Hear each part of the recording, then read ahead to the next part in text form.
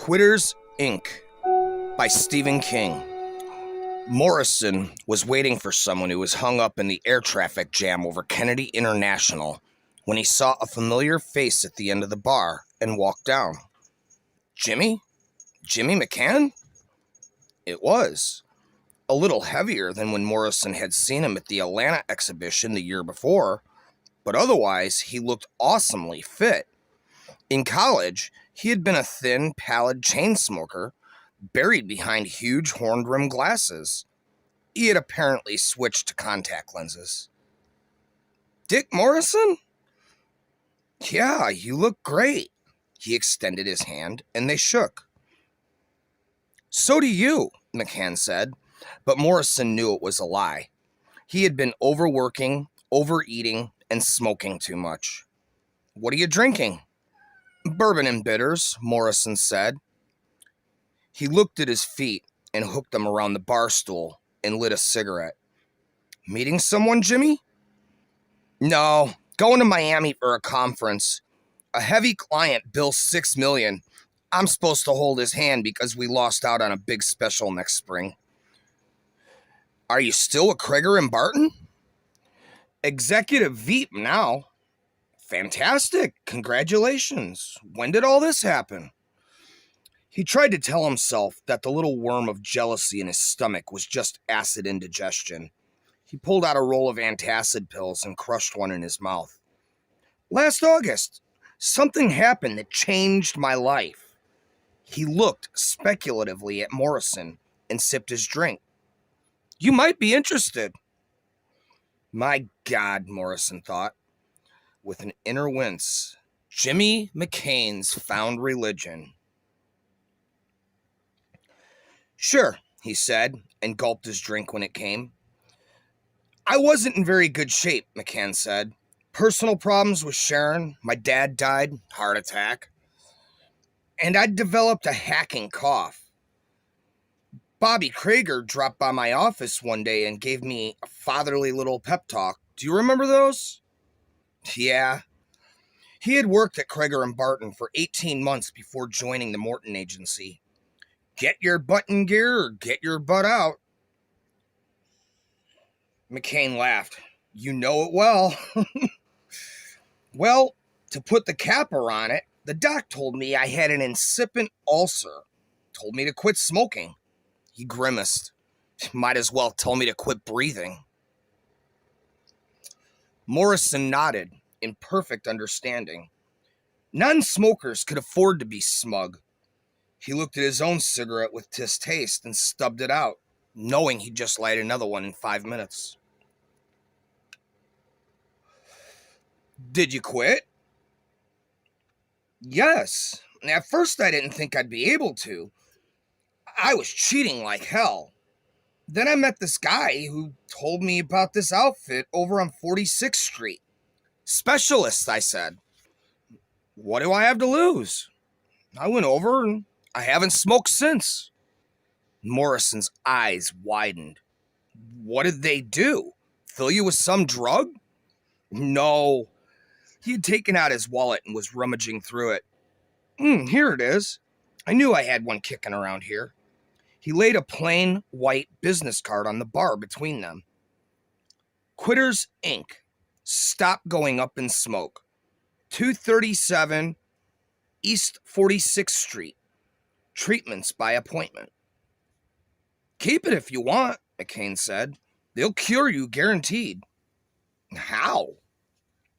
I can't tell you, McCain said. Huh? Why not? It's part of the contract they make you sign.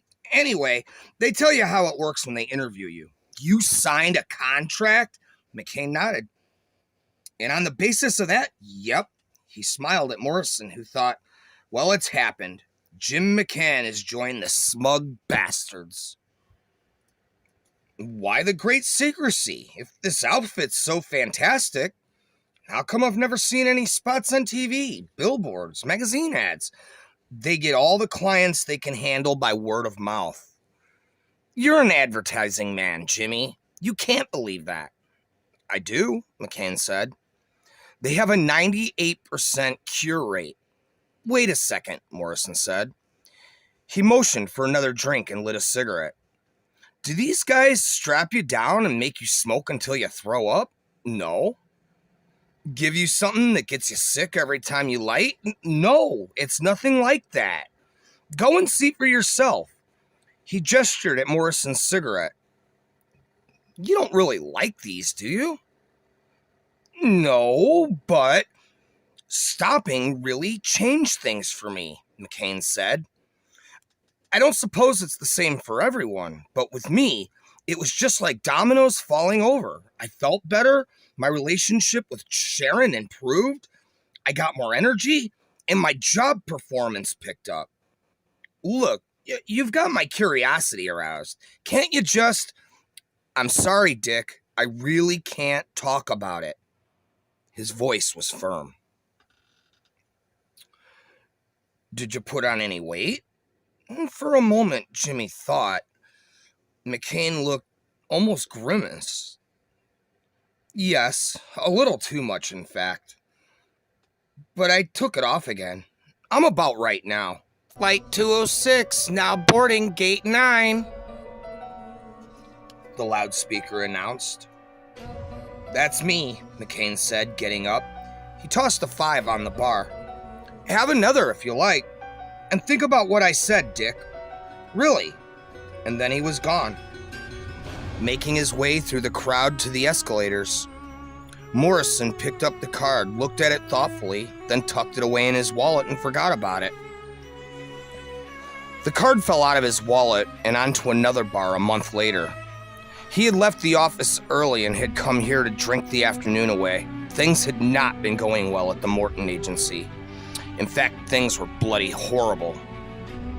He gave Henry a 10 and paid for his drink, then picked up the small card, reread it. 237, 46th Street. That's only 2 blocks over. It was a cool, sunny October day outside, and maybe, just for chuckles. When Henry bought his change, he finished his drink and went for a walk.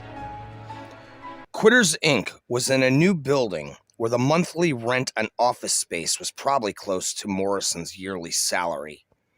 From the directory in the lobby, it looked to him like their offices took up one whole floor, and that spelled money. Lots of it. He took the elevator up and stepped off into a lusciously carpeted foyer, and from there into a gracefully appointed reception room with a wide window that looked out on the scurrying bugs below. 3 men and 1 woman sat in the chairs along the walls, reading magazines. Business types, all of them. Morrison went to the desk. A friend gave me this, he said, passing the card to the receptionist. I guess you'd say he's an alumnus? She smiled and rolled a paper into the typewriter. What's your name, sir? Richard Morrison. Clackety-clack, but very muted clacks. The typewriter was an IBM. And your address? 29 Maple Lane, Clinton, New York. Married? Yes. Children? 1. He thought of Alvin and frowned slightly. 1 was the wrong word. A half might be better. His son was mentally retarded and lived in a special school in New Jersey. And who recommended us to you, Mr. Morrison? An old school friend, James McCain. Very good. Will you have a seat? It's been a very busy day. All right. He sat between the woman who was wearing a severe blue suit and a young executive type wearing a herringbone jacket and modish sideburns. He took out his pack of cigarettes, looked around, saw there were no ashtrays. He put the pack away again. That was all right. He would see this little game through and then light up while he was leaving. He might even tap some ashes on their maroon shag rug if they made him wait long enough. He picked up a copy of Time and began to leaf through it. He was called a quarter of an hour later, after the woman in the blue suit. His nicotine center was speaking quite loudly now. A man who had come in after him took out a cigarette case, snapped it open, saw that there were no ashtrays, and put it away. Looking a little guilty, Morrison thought. It made him feel better. At last, the receptionist gave him a sunny smile and said, "Go right in, Mr. Morrison." Morrison walked through the door beyond her desk and found himself in an indirectly lit hallway. A heavy-set man with white hair that looked phony shook his hand. He smiled affably and said, "Follow me, Mr. Morrison." He led Morrison past a number of closed, unmarked doors and then opened one of them about halfway down the hall with a key. Beyond the door was an austere little room, walled with drilled white cork panels. The only furnishings were a desk with a chair on either side. There was what appeared to be a small oblong window in the wall behind the desk, but it was covered with a short green curtain. There was a picture on the wall to Morrison's left. A tall man with iron gray hair. He was holding a sheet of paper in one hand. He looked vaguely familiar. "I'm Vic Dottinati," the heavy-set man said. "If you decide to go ahead with our program, I'll be in charge of your case." "Pleased to know you," Morrison said. He wanted a cigarette very badly. "Have a seat." Dottinati pulled the receptionist's form from the desk and then drew another from the desk drawer. He looked directly into Morrison's eyes. "Do you want to quit smoking?"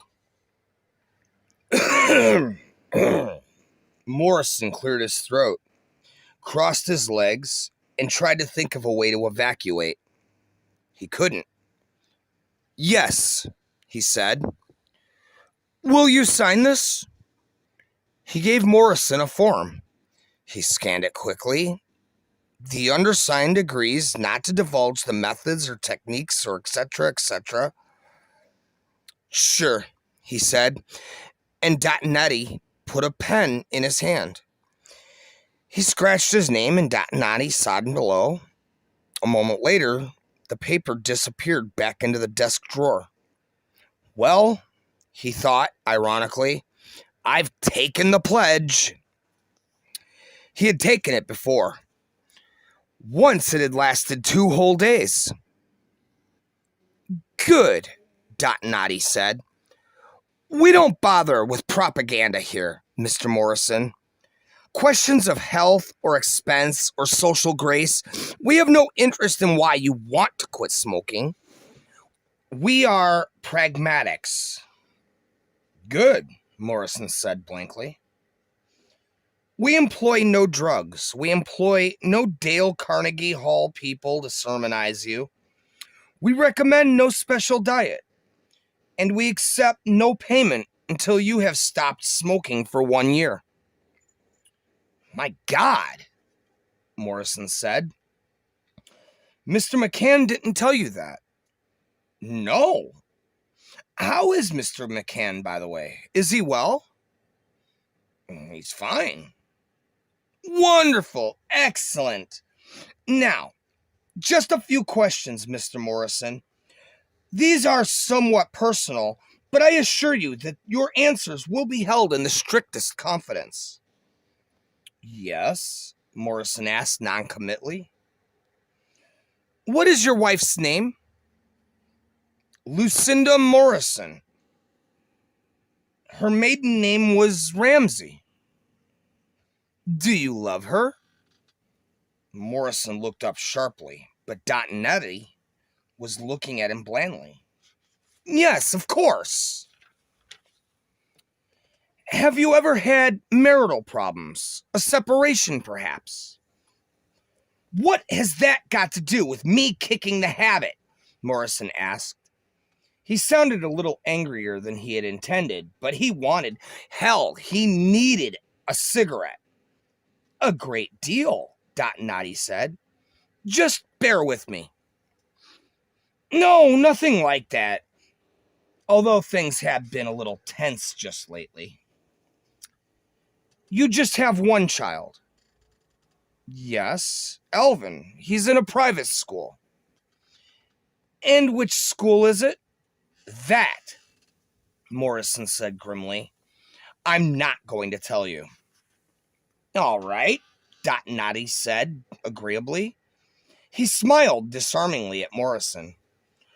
All your questions will be answered tomorrow at your first treatment. How nice, Morrison said, and stood. One final question, Noddy said.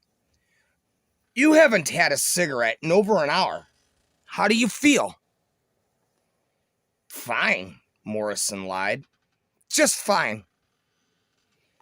Good for you, Noddy exclaimed. He stepped around the desk and opened the door. Enjoy them tonight. After tomorrow, you'll never smoke again. Is that right? Mr. Morrison, Noddy said solemnly. We guarantee it.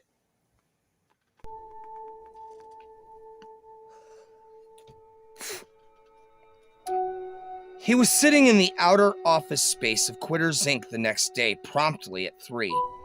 He had spent most of the day swinging between skipping the appointment the receptionist had made for him on the way out and going in spirit of mulish cooperation.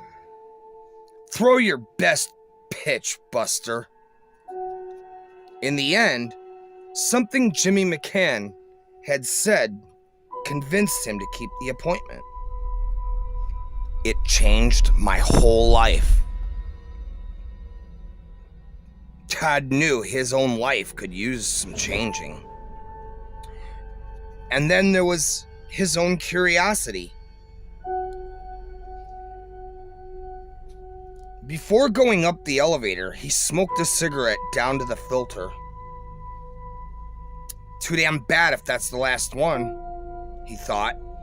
Tasted horrible. The wait in the outer office was shorter this time.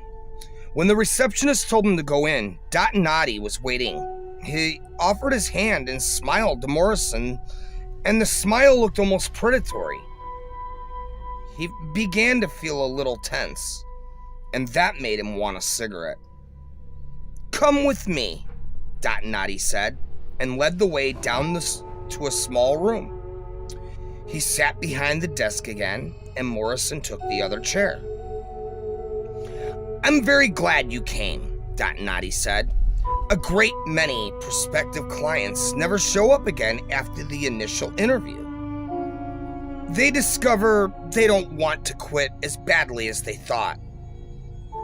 It's going to be a pleasure working with you on this, Mr. Morrison. When does the treatment start? Hypnosis, he was thinking. It must be hypnosis. Oh, it already has. It started when we shook hands in the hall. Do you have any cigarettes with you, Mr. Morrison? Yes. May I have them, please? Shrugging, Morrison handed Noddy his pack. There were only 2 or 3 left in it anyways. Noddy put the pack on his desk, and then smiling into Morrison's eyes, he curled his right hand into a fist and began to hammer on the pack of cigarettes. It had twisted and flattened. A broken cigarette end flew out of the tobacco crumbs, spilling everywhere. The sound of Noddy's fist was very loud in the closed room. The smile remained on his face in spite of the force. Morrison was chilled by it. Probably just the effect they want to inspire, he thought. At last, Noddy ceased pounding. He picked up the pack, a twisted and battered ruin.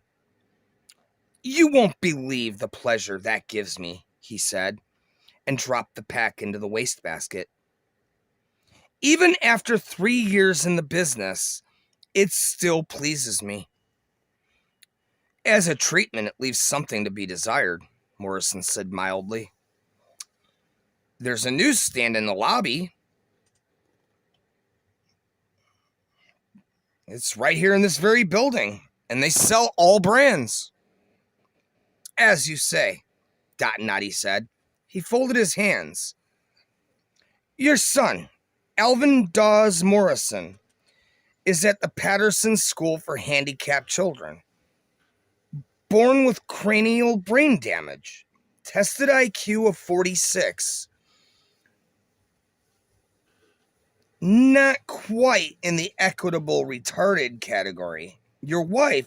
How did you know that? Morrison barked. He was startled and angry. You've got no goddamn right to go poking around my... We know a lot about you, Dot Noddy said smoothly. But as I said, it will all be held in the strictest confidence. I'm getting out of here, Morrison said thinly. He stood up. Stay a bit longer. Morrison looked at him closely. Dot Noddy wasn't upset. In fact, he looked a little amused. The face of a man who had seen this reaction scores of times, maybe hundreds. All right, but it better be good. Oh, it is. Dot Noddy leaned back. I told you, we were pragmatists. Here, as pragmatists, we have to start by realizing how difficult it is to cure an addiction to tobacco. The relapse rate is almost 85%. The relapse rate of heroin is almost half that. It is an extraordinary problem. Extraordinary. Morrison glanced into the wastebasket. One of the cigarettes, although twisted, still looked smokable. Dot Noddy laughed good-naturedly, reached into the wastebasket, and broke it between his fingers. State legislature sometimes hears a request that the prison systems should do away with weekly cigarette rations. Such proposals are invariably defeated. In a few cases where they have passed, there have been fierce prison riots. Mr. Morrison, imagine it. Morrison said, am not surprised. But consider the implications. When you put a man in prison, you take away any normal sex life. You take away his liquor, his politics, his freedom. No movement. No riots, or few in comparison to the number of prisons. But when you take away his cigarettes, wham, bam! He slammed his fist on the desk for emphasis. During World War I, when no one got on the German home front and they couldn't get cigarettes, the sight of German aristocrats picking butts up off out of the gutter was a common one. During World War II, many American women turned to pipes when they were unable to obtain cigarettes. A fascinating problem, for sure, and true to pragmatists, Mr. Morrison. Could we get to the treatment? Momentarily. Step over here, please. Dot Noddy had risen and was standing by the green curtains.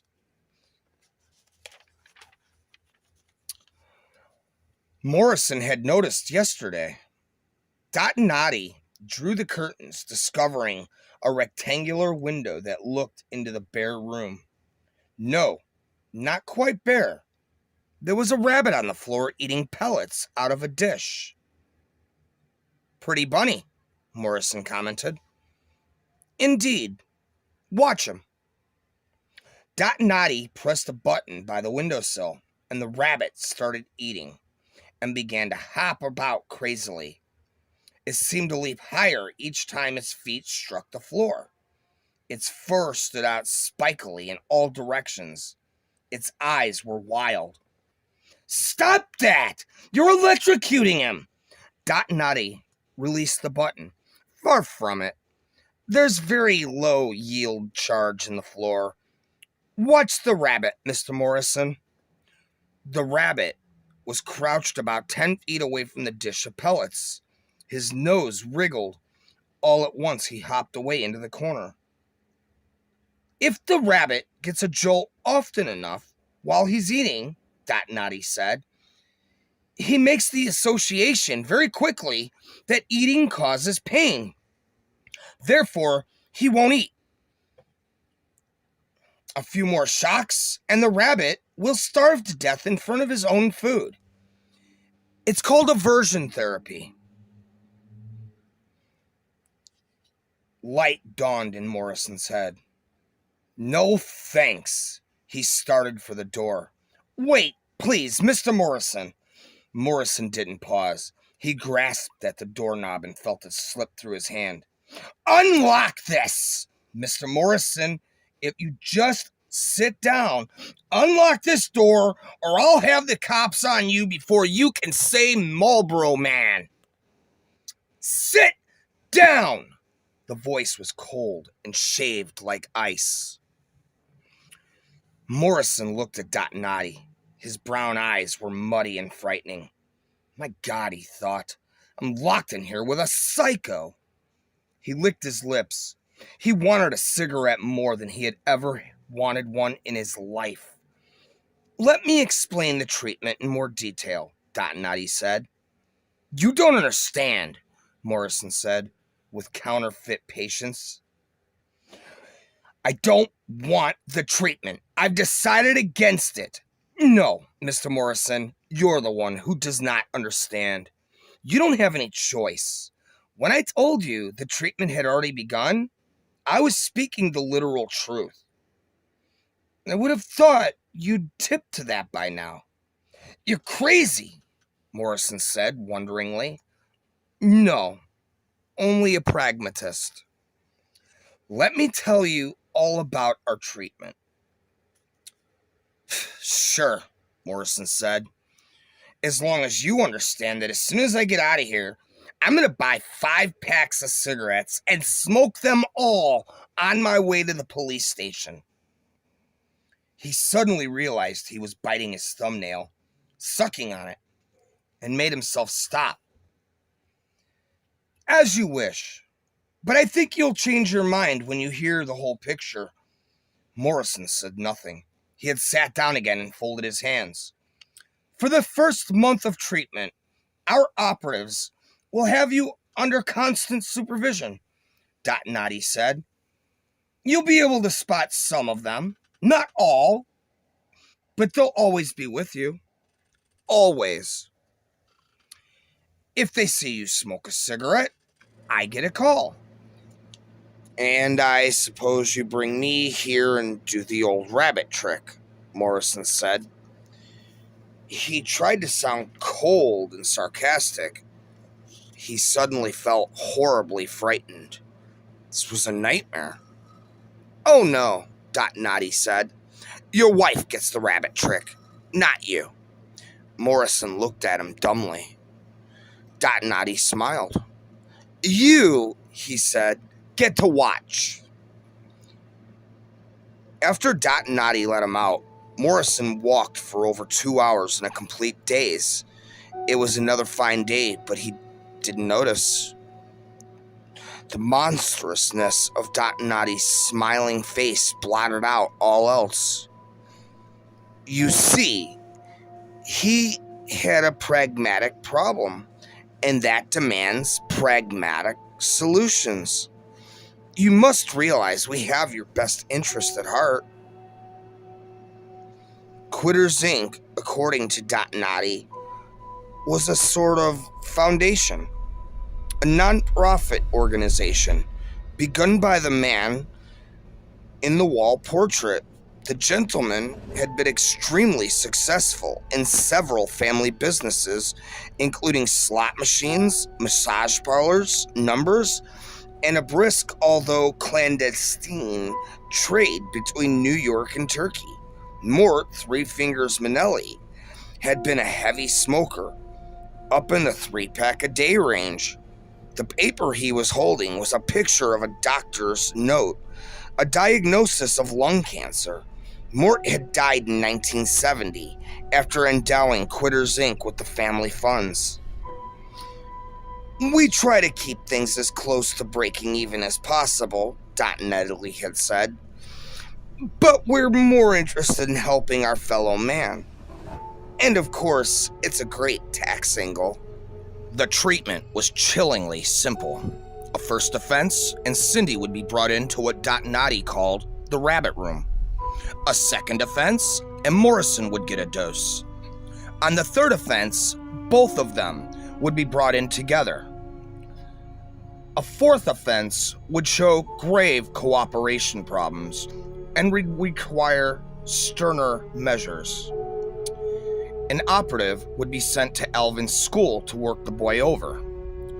Imagine, Dot Noddy said, smiling, how horrible it would be for the boy. He wouldn't understand even if someone explained. He'll only know someone is hurting him because Daddy was bad. He'll be very frightened. You bastard, Morrison said helplessly. He felt close to tears. You dirty, filthy bastard. Don't misunderstand, Dot Noddy said. He was smiling sympathetically. I'm sure it won't happen. 40% of our clients never have to be disciplined at all, and only 10% have more than 3 faults from grace. Those are reassuring figures, aren't they? Morrison didn't find them reassuring. He found them terrifying. Of course, if you transgress a 5th time, what do you mean? Dot Noddy beamed. The room for you and your wife, a second beating for your son, and a beating for your wife. Morrison, driven beyond the point of rational consideration, lunged over the desk at Dot Noddy. Dot Noddy moved with amazing speed for a man who had apparently been completely relaxed. He shoved the chair backwards, drove both his feet over the desk and into Morrison's belly. Gagging and coughing, Morrison staggered back.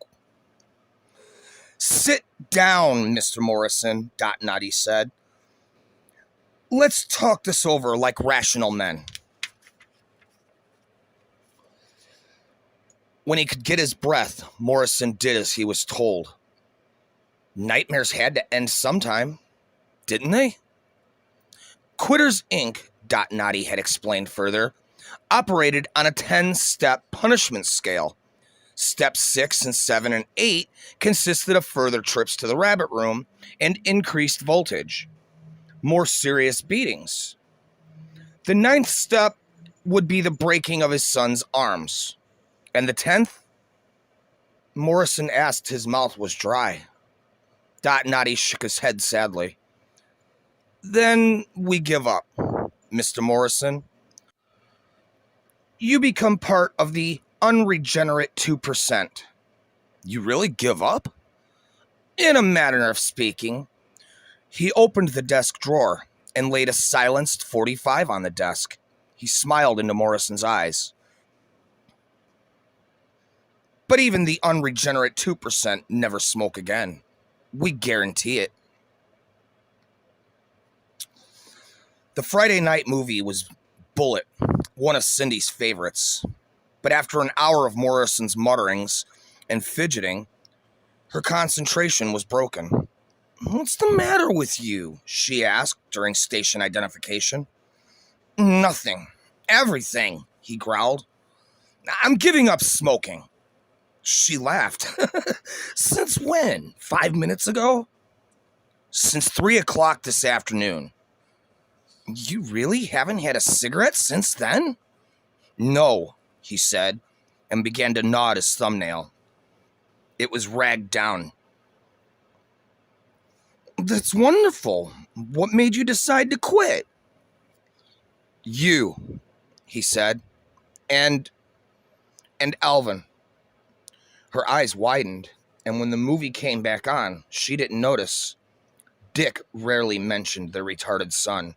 She came over and looked at him with empathy, the empty ashtray by his right hand, and then into his eyes. Are you really trying to quit, Dick? Really? And if I go to the cops, he added mentally, the local goon squad will be here to rearrange your face, Cindy. I'm glad. Even if you don't make it, we both thank you for the thought, Dick. Oh, I think I'll make it, he said, thinking of the muddy, homicidal look that had come onto Dotnati's face when he kicked him in the stomach. He slept badly that night, dozing in and out of sleep. Around 3 o'clock, he woke up completely.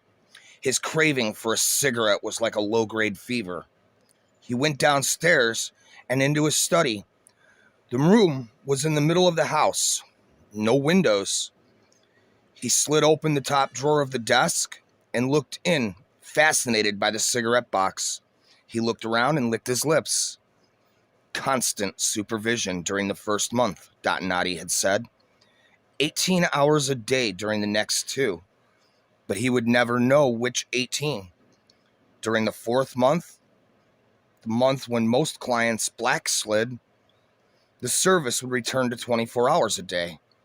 Then 12 hours of broken surveillance each day for the rest of the year. After that, random surveillance for the rest of the client's life. For the rest of his life. We may audit you every month. We may audit you every other month, Dotnati said. Or constantly for 1 week, 2 years from now. The point is, you won't know. If you smoke, you'll be gambling with loaded dice. Are they watching? Are they picking up my wife or sending a man to my son's school? Beautiful, isn't it? And if you do sneak a smoke, it'll taste awful. It will taste like your son's blood. But they couldn't be watching now, in the dead of the night, in his own study. The house was grave quiet. He looked at the cigarettes in the box for almost 2 minutes, unable to tear his gaze away. Then he went to the study door, peered out of an empty hall, and went back to look at the cigarettes some more. A horrible picture came into his life. Stretching before him, and not a cigarette to be found. How in the name of God was he ever going to be able to make another tough presentation with a weary client without that cigarette burning nonchalantly between his fingers? As he approached the charts and layouts, how would he be able to endure Cindy's endless garden shows without a cigarette? How could he even get up in the morning and face the day without a cigarette to smoke as he drank his coffee and read the paper? He cursed himself for getting into this. He cursed Dotnati. Most of all, he cursed Jimmy McCann. How could he have done it? The son of a bitch had known.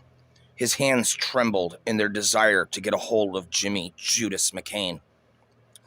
Stealthily, he glanced around the study again. He reached into the drawer and brought out a cigarette. He caressed it, fondled it. What was the old slogan? So round, so firm, so fully packed. True words had never been spoken. He put the cigarette in his mouth and then paused, cocking his head. Had there been the slightest noise from the closet? A faint shifting? Surely not, but... Another mental image. The rabbit hopping crazily in the grip of electricity. The thought of Cindy in that room. He listened desperately and heard nothing. He told himself that all he had to do was go to the closet door and yank it open, but he was too afraid of what he might find. He went back to bed, but didn't sleep for a long time. In spite of how lousy he felt in the morning, breakfast tasted good. After a moment's hesitation, he followed his customary bowl of cornflakes with scrambled eggs. He was grumpily washing out the pan when Cindy came downstairs in her robe. Richard Morrison, you haven't eaten an egg for breakfast since Hector was a pup. Morrison grunted. He considered since Hector was a pup to be one of Cindy's stupider sayings, on par with, I should smile and kiss like a pig. Have you smoked yet? she asked, pouring orange juice. No. You'll be back on them by noon, she proclaimed airily. Lot of goddamn help you are, he rasped, rounding on her. You and anyone else who doesn't smoke, you all think... Nah, never mind. He expected her to be angry, but she was looking at him with something like wonder. You're really serious, she said. You really are. You bet I am. You'll never know how serious, I hope. Poor baby, she said, going to him. You look like death warmed over, but I'm very proud. Morrison held her tightly. Scenes from the life of Richard Morrison, October through November. Morrison and a crony from Larkin Studios at Jack Dempsey's bar. Crony offers a cigarette. Morrison grips his glass a little more tightly and says, I'm quitting. Crony lights and laughs. Says, I give you a week. Morrison, waiting for the morning train, looked over the top of his Times at a young man in a blue suit. He sees the young man almost every morning now, and sometimes at other places. At Ondays, where he is meeting a client, looking at 45s in Sam Goody's, where Morrison is looking for a Sam Cooke album. Once in a foursome behind Morrison's group at the local golf course. Morrison getting drunk at a party, wanting a cigarette, but not quite drunk enough to take one. Morrison visiting his son, bringing him a large ball that squeaked when you squeeze it. His son's slobbering, delighted kiss, somehow not as repulsive as before. Hugging his son tightly, realizing what Dotnati and his colleagues so cynically realized before him. Love is the most pertinent drug of all. Let the romantics debate its existence. Pragmatics accept it and use it. Morrison losing the physical compulsion to smoke little by little, but never quitting losing the psychological craving or the need to have something in his mouth. Cough drops, lifesavers, a toothpick, poor substitutes, all of them. And finally, Morrison hung up in the colossal traffic jam in the Midtown Tunnel. Darkness, horns blaring, air stinking, traffic hopelessly snarled, and suddenly, thumbing through the open glove compartment and seeing the half-open pack of cigarettes. He looked at them for a moment, then snatched one and lit it with the dashboard lighter. If anything happens, it's Cindy's fault, he told himself defiantly. I told her to get rid of all the damn cigarettes. The first drag made him cough smoke out furiously. The second made his eyes water. The third made him feel lightheaded and snowy. It tasted awful, he thought. And on the heels of that, my God, what am I doing? Horns blatted behind him. Ahead, the traffic began to move again. He stubbed out the cigarette in the ashtray, opened both front windows, opened the vents, and fanned the air helplessly like a kid who just flushed his first butt down the john. He joined the traffic flow jerkily and drove home. Cindy, he called. I'm home. No answer. Cindy, where are you, hon? The phone rang. He pounced on it. Hello, Cindy? Hello, Mr. Morrison, Dotnati said. He sounded pleasantly brisk and businesslike. It seems we have a small business matter to attend to. Would 5 o'clock be convenient? Have you got my wife? Yes, indeed, Dotnati chuckled indulgently. Look, let her go, Morrison babbled. It won't happen again. It was just a slip, that's all. I only had 3 drags, and for God's sakes, it didn't even taste good. Well, that's a shame. I'll count on you for 5 then, shall I? Please, Morrison said, close to tears, please. He was speaking to a dead line. At 5 p.m., the reception room was empty, except for the secretary, who gave him a twinkly smile and ignored Morrison's pallor and disheveled appearance. "Mr. Dontinati," she said into the intercom. "Mr. Morrison here to see you." She nodded to Morrison. "Go right in." Dontinati was waiting outside the unmarked room with a man who was wearing a Smile t-shirt and carrying a .38. He was built like an ape. "Listen," Morrison said to Dontinati, "we can work something out, can't we? I'll pay you, Shut up," the man with the Smile shirt said. "It's good to see you," Dontinati said. "Sorry it has to be under such adverse circumstances. Will you come with me? We'll make this as brief as possible. I can assure you your wife won't be hurt. This time." Morrison tensed himself to leap at Dontinati. Come, Dontinati said, looking annoyed.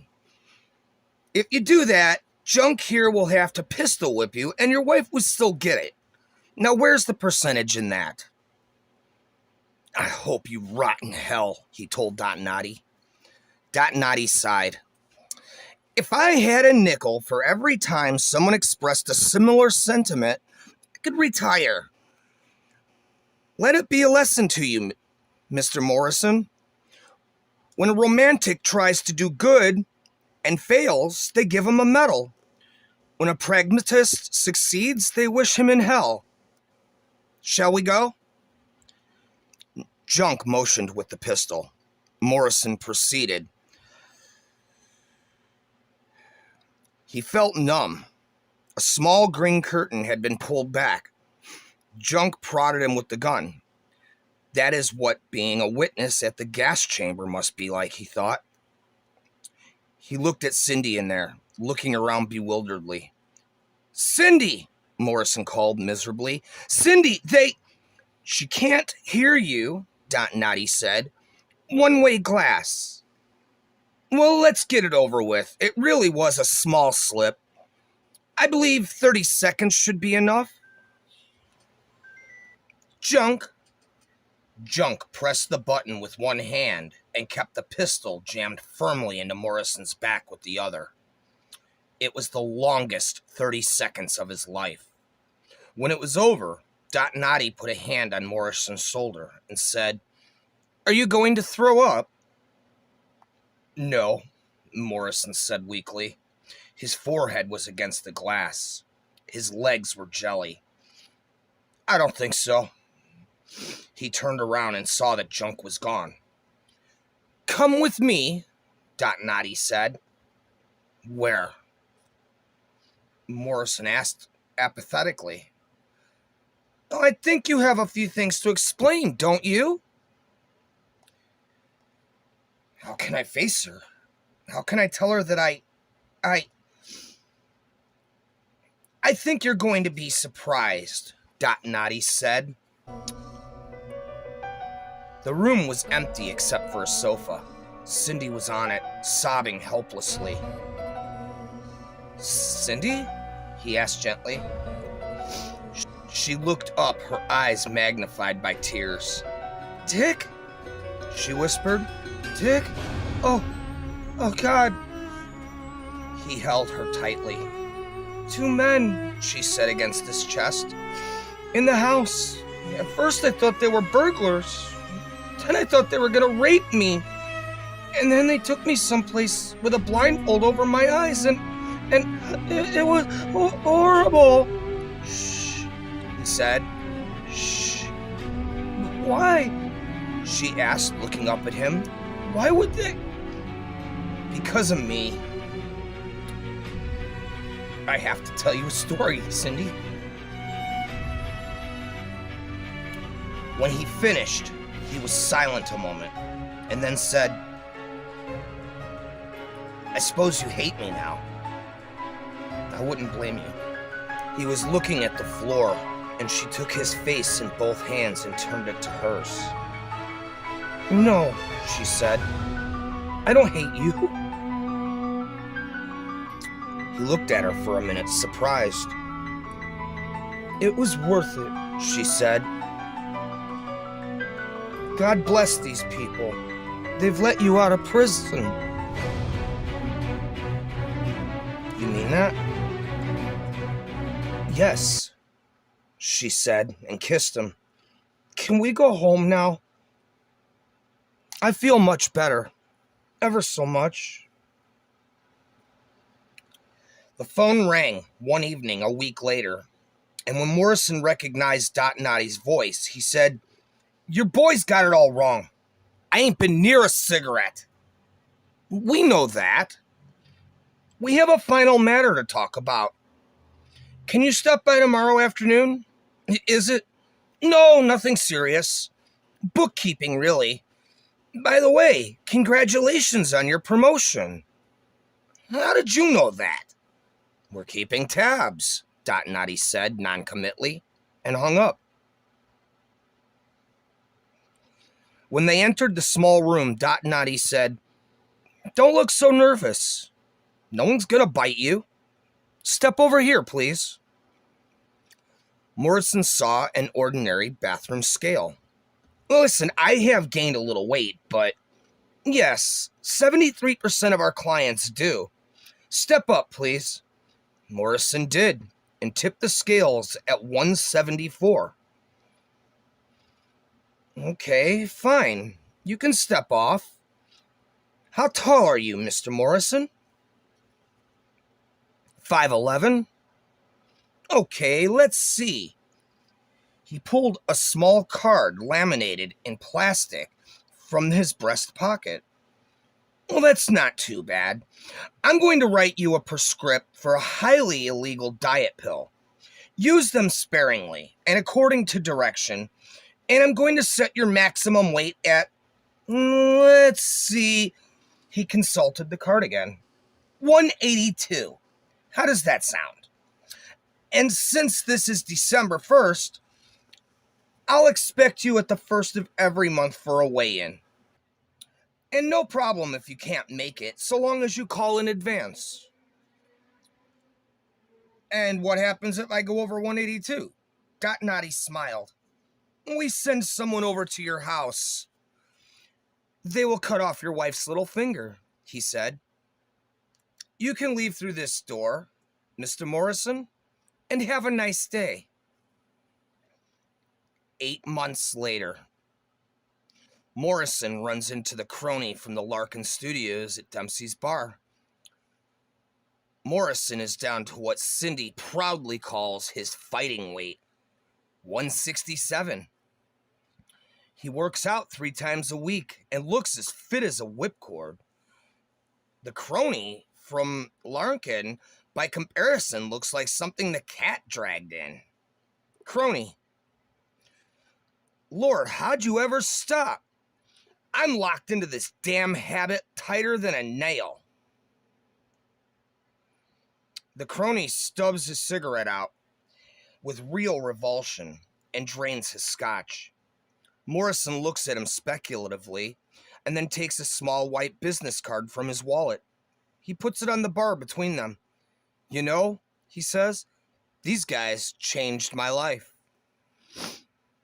12 months later, Morrison receives a bill in the mail. The bill says, "Quitters Inc., 237 East 46th Street, New York, New York. One treatment, 2,500. Counselor, Victor Noddy, 2,500. Electricity, 50 cents. Total, please pay this amount, 5,050 cents. "Those sons of bitches," he explodes. "They charged me for the electricity they used to... Just pay it." And she kissed him. 20 months later, quite by accident, Morrison and his wife meet Jimmy McCann at Helen Hayes Theater. Introductions are made around. Jimmy looks as good, if not better, than he did on the day at the airport terminal. So long ago. Morrison had never met his wife. She is pretty in a radiant way, plain girls sometimes have when they are very happy. She offers her hand and Morrison shakes it. There is something odd about her grip, and halfway through the second act, he realizes what it is. The little finger on her right hand was missing.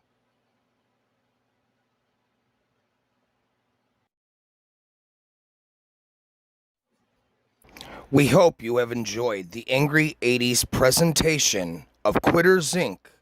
from 1977's Night Shift by Stephen King.